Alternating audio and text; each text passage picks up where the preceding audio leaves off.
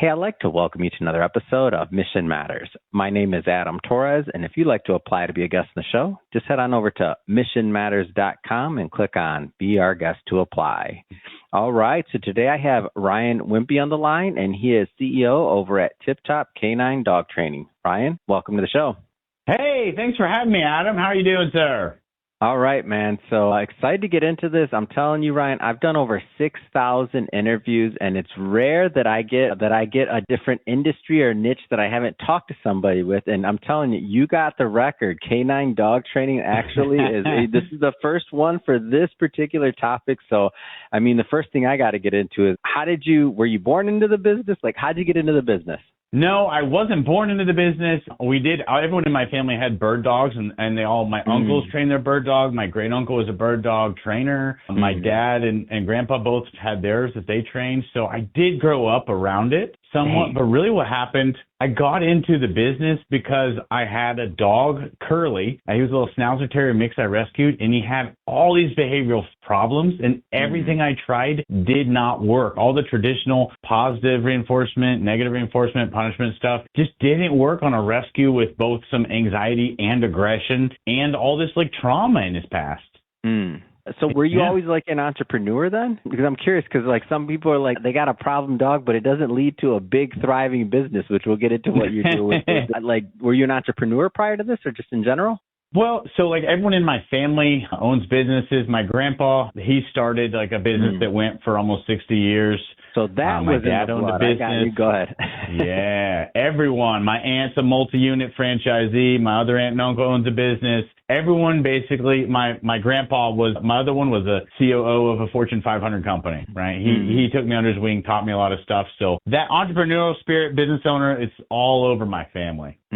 And so what happened was, so how did this evolve from, let's say, helping for yourself, figuring out what you were going to do with your dog, to like actually thinking about, you know what, I want to help others? How did that evolve? Yeah, so my journey with a dog with issues kind of really led me to obsess and focus on fixing behavioral issues such as aggression or anxiety. And I think a lot of people, they have this pain in their life, and their passion actually comes from their pain, right? They felt this intense pain. I had this dog with behavioral issues. He's impacting my relationships. My roommates are moving out. I lose a best friend, like 17 years ago. So there's a lot of pain. And then you want to help other people through that same pain as soon as you figure out how to fix it, right? As soon as you get through something, I feel like it's natural, almost some human nature. You want to help people through that. And after being obsessed and reading and learning from other trainers, everything I could, I actually worked for someone for a while, and then they ended up moving, and I had to go, hey, am I going to go get a real job? Or am I going to train dogs full time? And it was a hard transition, right? Because owning the business versus just doing the actual work is, two different things, as you know. Oh, for sure. Talk to me a little bit about how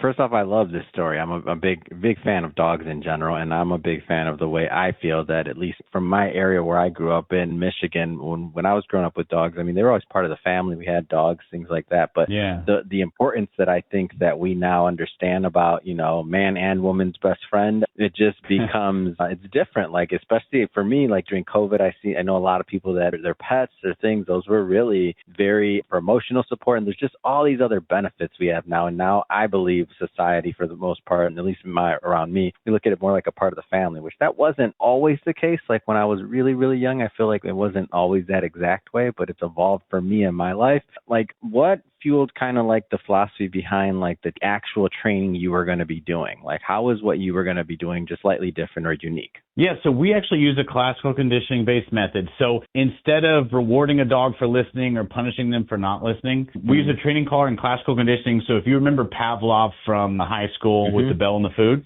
basically his whole philosophy is on eliciting an unconditioned response and then conditioning it into like an actual repeatable process. So his whole philosophy is something that's just not the dog's necessarily choice. So if you hold a piece of biscuit out or a piece of bacon, the dog can choose to kind of engage with you and take that bacon, or he can choose to run across the street and chase a squirrel. But what Pavlov found is with classical conditioning, he's offering the food and the dog's salivating, and it's an unconditioned response. It's an unlearned response. He didn't have to. So we use a training collar, like electric training collar. So we use a mild muscle stim. I use it as a little tap on the shoulder to get the dog's attention. It's totally different from the old school type shock collars. And I'm able to condition a response where it's this response the dog has, like a tap on the shoulder, and then I'm able to take this conditioned response and transfer it. So what Pavlov found is once he conditioned a dog to a bell, he could give that bell to anyone else and the dog still salivates. The same response he gets, he's able to transfer. Well, if you reward, someone has to reward like you. If you punish, someone has to punish like you. But if there's classical conditioning in play, there's a law of transference, and basically as long as I'm using the same bell or something similar, or if I'm using a remote collar, I can literally transfer that collar and the word, which replaces the bell, and I can transfer that to someone else. And I've had a 9-year-old girl before be able to walk a 90-pound Doberman around the block on a loose leash, right? You can't do that. She can't reward or punish a 90-pound dog. She can't really control it, but I condition the behaviors and I can transfer it to her. Man, you got me thinking about when I was a little guy and I'm over here trying to control a big old Rottweiler. Yeah. I'm like, that thing used to pull me. We didn't have this service, and I didn't know, nor did my dad know. He listened to this, be like, "Oh, that would have helped." Which we know about the top K9 back then. Yeah. I mean, dogs, so like you grew up with dogs, right? Dogs are smart. Any method will work, but every dog is different. So you can't just do like what's going to work for a Rottweiler. It's not going to work for a little kid. Like, sure, if you want to be all dominant and, be the dog whisperer, that'll work for the dog whisperer or a dominant person, but it can't work for a kid. So the power of classical conditioning is once I've conditioned a response, I transfer that response to anyone that can, basically walk and chew gum. Talk to me a little bit about the business. I mean, you're in correct me if I'm off, over 24 locations across the United States. I mean, talk about a little bit about the business and the growth and really just the plans for the future. Absolutely. So we have 24 locations across the U.S. right now, and each of those locations, they offer group classes, private lessons, in-home lessons, and then board and train programs where we take and fully train the dogs.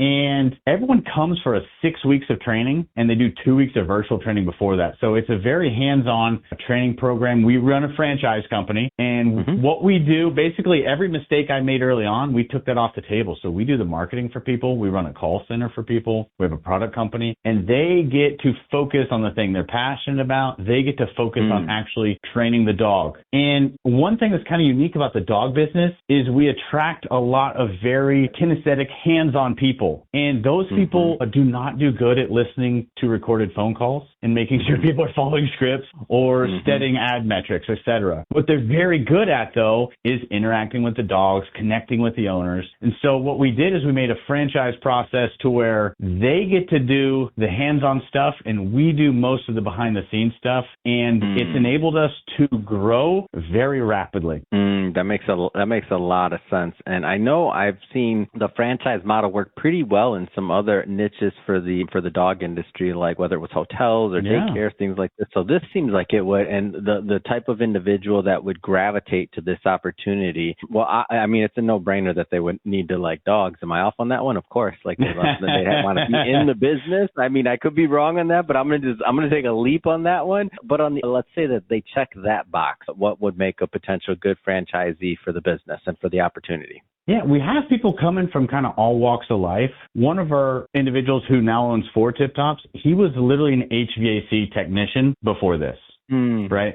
So he's just a hardworking dude. That's it. So he was already working, 50, 60 hours, but basically he wanted his work to equal his paycheck. But no one in his business, like everyone in my family, owned a business. No one in his family tree had owned a business. They had always worked for someone else. And so we're looking for hardworking people like Adam that want that back office support. And they're like, hey, I don't have to know everything because I got a big support system, but the harder I work, the actual system that's laid out, the better results it gets. So really hardworking people that if they don't check the must love dogs box, we do not work with them. Regardless of their I thought that was a given. Yeah. Right. What about as this grows? Talk to me about like how you maintain consistency and really quality for clients at the end of the day as this thing continues to expand. Like, talk to me about that. Yeah. So for us, or really for any business, I kind of think it's somewhat similar when they go to multi-location. So the first thing is someone needs to really script everything into a linear workflow, right? Both the in-house processes and the customer interactions. So whether it's our sales process or say we take a dog in for boot camp for 2 weeks, that's scripted on a linear workflow, how many days or so, how many hours each dog is going to get. And then the customer experience when we come back is scripted out into a 24-step process with a checklist. So if you think of like a Chipotle, right? You go in, they're going to ask you the same questions, and you're going to get the same product like every single time. We try to linear workflow every single thing. Write it down. Step 1 to 10 for intaking the dog. Step 1 to 10 for training the dog. 1 to 20 for training the client, etc. That's been our biggest key. Is most dog training is more guru-ish, right? Every other business you go into, it's very scripted. The systems and processes are all written out. You got, Yeah, exactly. But the dog training, it's all over the place. They see wild stuff on TV and YouTube. And the thing is if you get a really smart dog, you can be a crazy person and still get results. But once you start dealing with I'm serious. That's news to me, man. I'm not in the industry. I've been lucky, but that's funny. I know there's some stories behind that statement. Go ahead. Yeah, well, so if our target is like the soccer mom, she's got, 3 kids and a minivan, and she's running all over the place, she doesn't have an hour a day to train her dog for the next 3 months. Yeah. She needs results, and she needs results transfer her to her quickly. Meanwhile, I've seen before, you were talking about that, a little 8-year-old girl with a Belgian Malinois, and it's like the dog spoke English. But it wasn't her or the system, it's just the dog. So if she tries to replicate that with like a Mastiff or a Rottweiler, it's never going to work. So the first thing for scaling linear systems, we've got to have SOPs. And then second, we want to take as much off the table support-wise as possible, right? So say with any franchise, whether it's Domino's or anything else, they're not running all their own digital ads. They're not even setting up their own phones, right?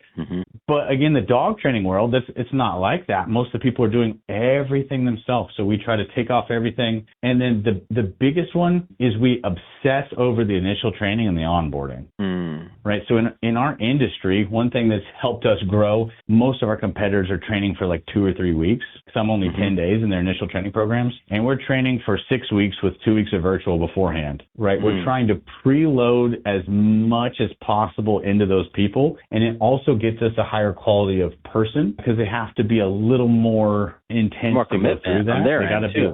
Yeah, absolutely. And so that more committed person is going to get a bigger result. They're going to get a better, cleaner result. So yeah, basically scripting everything, taking off the back office support, and then obsessing over the initial training is basically the 3 things that someone needs to do, whether in any business, if they're going to start to expand for multi-location. Geography-wise, give me a little bit of I know you mentioned 24 locations. Give me some of the layout of the geography that you're in currently and maybe some areas that you'd be looking to expand to. Absolutely. So right now we got 2 in Michigan. I know that's where you're from. We got one in Florida, a lot focused in the Midwest, Oklahoma, a lot in Texas. We have some Arizona, Utah, Idaho, Tennessee, and South Carolina. So, and Arkansas.